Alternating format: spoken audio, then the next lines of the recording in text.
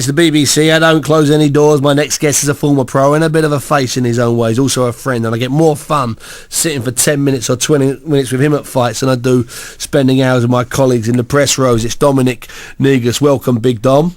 How are you, Mr. Bunce? How are you? Absolutely fantastic. Dominic, we're flying through. I'm about 10 people below. You should have been on about 12 minutes ago. So I'm losing. All I need you to tell me is just give me one or two highlights or lowlights of 2010 from your privileged perch at ringside. Well, when I say two things straight off, the highlight was obviously David Hayes bashing at Audley, which was a dot on the cards. And do you know what the downside was? Go on. And the way Audley went, he nearly had me believing he could do it. That's honest.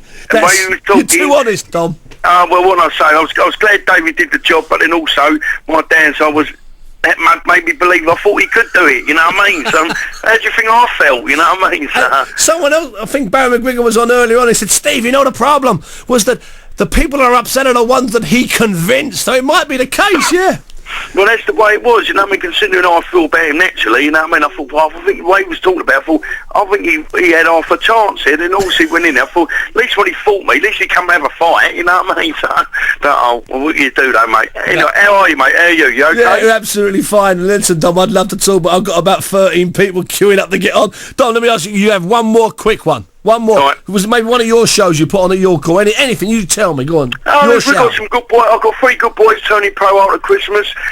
Butch Goldhawk, and we've got another kid called Kevin Greenwood, and then a young kid called Sanjeev.